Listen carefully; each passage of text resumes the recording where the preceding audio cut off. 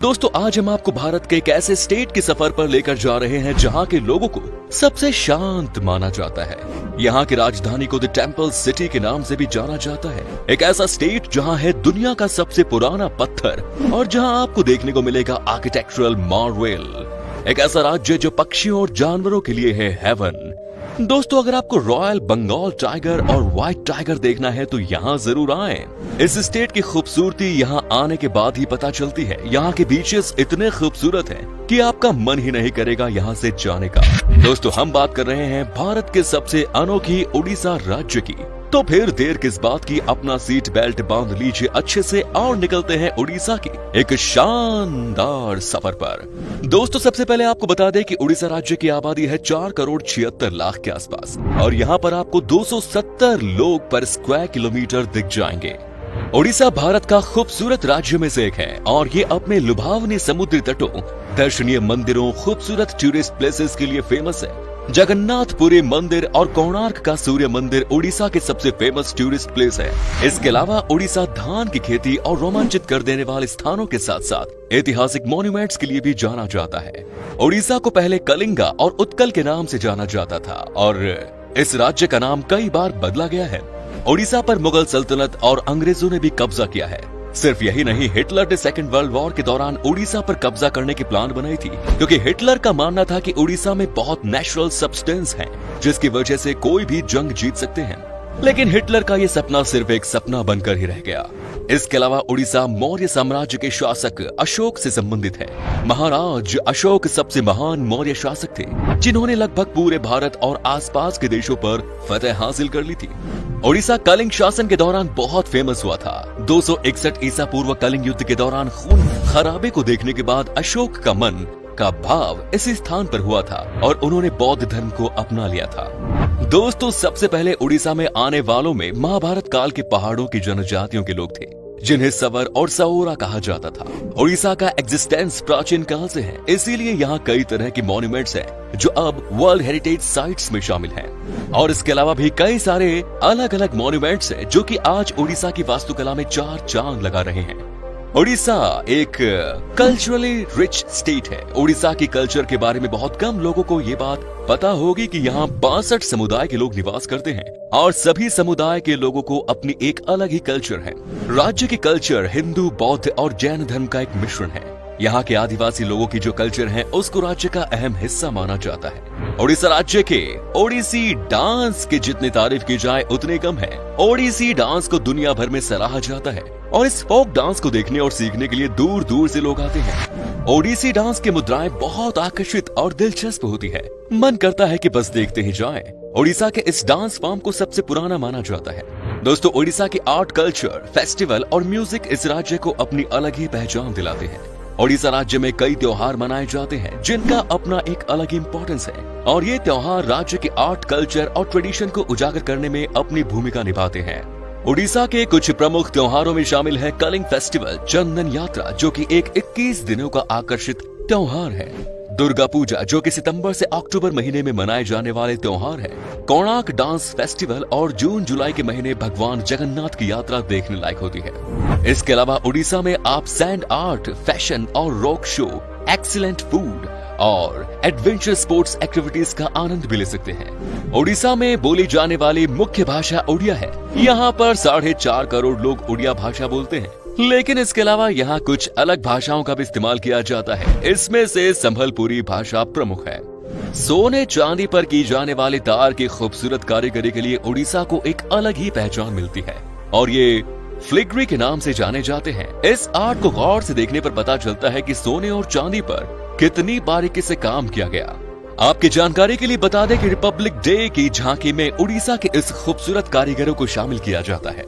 इसके अलावा उड़ीसा की संभल और इक्कत साड़ियां भारत में बहुत पॉपुलर हैं। यहाँ साड़ियां हाथों की कारीगरी यानी कि हैंडलूम से बनाई जाती है। दोस्तों भारत में हनुमान जी की सबसे बड़ी मूर्ति उड़ीसा की पापोंश में स्थित है और ये स्थान हनुमान वाटिका के नाम से फेमस है। उड़ीसा के सबसे धार्मिक जगह पुरी के जगन्नाथ मंदिर और भगवान जगन्नाथ की रथ यात्रा वर्ल्ड फेमस है और कोणार्क के सूर्य मंदिर को देखने के लिए हर साल लाखों टूरिस्ट्स आते हैं। ब्रह्मपुर के पास जोगदा में स्थित राजा अशोक का फेमस शिलालेख और कटक का बारबाटी किला भारत के आर्कियोलॉजिकल हिस्ट्री में बहुत इंपॉर्टेंट है। राज्य के 64% से भी ज्यादा लोग एग्रीकल्चर पर डिपेंडेंट हैं। कुल 87 लाख 89,000 हेक्टेयर भूमि पर सिंचाई की फैसिलिटीज अवेलेबल है। चावल, तिलहन, मूंगफली, दाल, जूट, गन्ना, नारियल, हल्दी जैसे फसलें यहाँ उगाई जाती हैं। बात की जाए यहाँ की लिटरेसी रेट की तो ये 81%, यानी कि यहाँ पर हर 100 में से 81 इंसान पढ़े लिखे हैं। दोस्तों, क्या आपने सिबिलीपाल वाइल्ड लाइफ सेंचुरी के बारे में सुना है? अगर नहीं तो आपको बता दें कि उड़ीसा के इस वाइल्ड लाइफ सेंचुरी पर आपको 100 से ज्यादा रॉयल बंगाल टाइगर देखने को मिलेंगे। दोस्तों, उड़ीसा के लोगों के बीच में भी मछली खाने का बड़ा शौक है। कोलकाता की तरह यहाँ पर 100 से ज्यादा स्पीशीज की मछलियाँ मिलती हैं और उनसे तरह तरह की लाजवाब रेसिपीज बनाई जाती हैं। अगर आपको उड़ीसा जाने का मौका मिले तो आप यहाँ के खाने का जायका जरूर लीजिएगा। सिर्फ मछलियाँ ही नहीं दोस्तों, उड़ीसा में भी आपको तरह तरह की मिठाई खाने को मिलेंगी। यहाँ मिठाई खाना सबको पसंद है। दिन हो या रात, खाने के बाद कुछ मीठा तो यहाँ चलता ही है। उड़ीसा की मिठाई भी बहुत ही अलग तरह की होती है। यहाँ पर आपको खाने के लिए रसगुल्ले से लेकर रस मलाई तक सब मिल जाएंगे। दोस्तों, उड़ीसा का मौसम भी बहुत ही कमाल का होता है। यहाँ पर हमेशा बारिश होती है और इसीलिए यहाँ पर आपका दिल लगा रहेगा। राज्य में चारों तरफ हरियाली है और जब बारिश होती है तो उसके बाद तो यहाँ का नजारा ही अलग लगता है। चारों ओर देखकर ऐसा लगता है कि मानो जन्नत हो। यहाँ पर साफ सफाई का भी खूब ख्याल रखा जाता है। आपको यहाँ कहीं भी गंदगी नहीं मिलेगी। चलिए अब बात करते हैं उड़ीसा की उन जगहों की जहां आप घूमने जा सकते हैं और साथ ही हम बताएंगे आपको कितना पैसा खर्च करना पड़ेगा उड़ीसा घूमने के लिए। नंबर 1 इज जगन्नाथ मंदिर। इसे 12वीं सेंचुरी में गंगा राजवंश के शासक द्वारा बनवाया गया था। पूरी दुनिया में मशहूर रथ यात्रा का सबसे फेमस फेस्टिवल यहाँ मनाया जाता है। यहाँ पूजे जाने वाले मुख्य देवताओं में भगवान जगन्नाथ, भगवान बलभद्र और देवी सुभद्रा है। लोग भगवान जगन्नाथ का आशीर्वाद लेने के लिए जिंदगी में एक बार उड़ीसा जरूर जाते हैं। ये मंदिर 4 धाम यात्रा में भी आता है, जो है पुरी, द्वारिका, रामेश्वरम और बद्रीनाथ। मंदिर शहर के बीचों बीच एक ऊंचे चबूतरे पर बना है। करीब 7 मीटर ऊंची दीवारों से घिरा ये मंदिर देखने में बेहद खूबसूरत लगता है। मंदिर में जाने के भी नियम है और गैर हिंदू को जाने की परमिशन नहीं है। Next is Bhubaneswar. दोस्तों, ये है खूबसूरत राज्य उड़ीसा की राजधानी शहर। मंदिरों का शहर के नाम से जाना जाने वाला भुवनेश्वर उड़ीसा में घूमने के लिए सबसे अच्छे टूरिस्ट प्लेसेस में से एक है। उड़ीसा की राजधानी के रूप में जाना जाने वाला ये शहर लंबे समय तक राजा शिशुपाल के शासन में था। ये हिस्ट्री, हेरिटेज और अर्बनाइजेशन का एक एक्सीलेंट एग्जाम्पल है। भुवनेश्वर में आपको अद्भुत मंदिर और उन पर किया गया काम, वाइल्ड लाइफ सेंचुरी, गुफाएं जैसे कई भव्य चीजें देखने को मिलेंगी। धोली हिल्स, उदयगिरी और खंडगिरी गुफाएं, बिंदु सरोवर, नंदन कानन जूलॉजिकल पार्क यहाँ के मेजर अट्रैक्शंस हैं। आप यहाँ पर आराम से घूम सकते हैं और सबसे अच्छी बात है कि इस शहर में आपको एक से बढ़कर एक लोकल डिशेस खाने को मिलेंगी। भुवनेश्वर शहर काफी सस्ता भी है। Next is Puri. उड़ीसा में स्थित पुरी ईस्ट इंडिया के एक खूबसूरत शहर है जो राजधानी भुवनेश्वर से सिर्फ 60 किलोमीटर दूर है। पुरी में कई खूबसूरत मंदिर मौजूद हैं, जिनमें से सबसे पॉपुलर है भगवान जगन्नाथ जी के मंदिर। अगर आप किसी मरीन जगह पर छुट्टियां मनाने का प्लान बना रहे हैं तो आपको एक बार पुरी जरूर जाना चाहिए। ये जगह 4 धाम यात्रा में भी महत्व रखती है।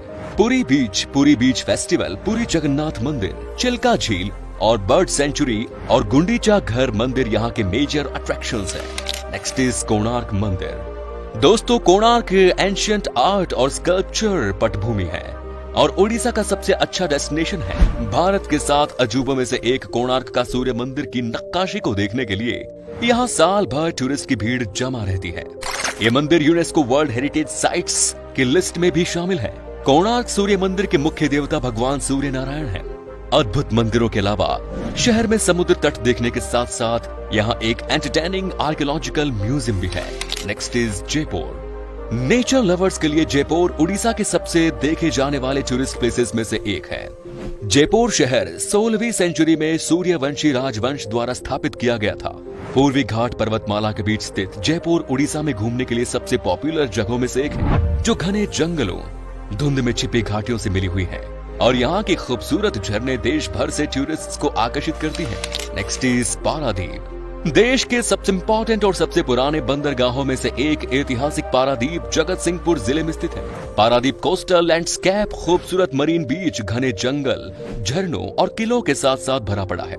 समुद्र तट के किनारे बसे देश के सबसे अच्छे डेस्टिनेशंस में से एक पारादीप को देखने के लिए दुनिया भर से लोग आते हैं। पारादीप से महानदी और बंगाल की खाड़ी के मुहाने के खूबसूरत संगम पर विशाल जहाज और अन्य समुद्री गतिविधियों को देखा जा सकता है।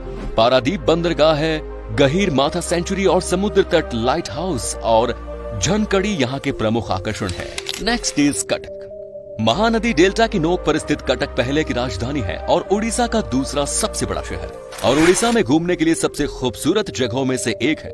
कटक का इतिहास 1000 साल से भी पुराना है। अब कटक को देश के सबसे वेल प्लान्ड मिलेनियम शहरों में गिना जाता है। महानदी बैराज, बारावती का किला, भीतर Kanika wild life sanctuary, Ansupa झील और सिंहनाथ और भट्टारिका के मंदिर यहाँ के मेजर टूरिस्ट स्पॉट्स हैं। दोस्तों चलिए अब आपको बताते हैं कि कितने पैसे खर्च करने पड़ेंगे उड़ीसा की सैर पर आपको।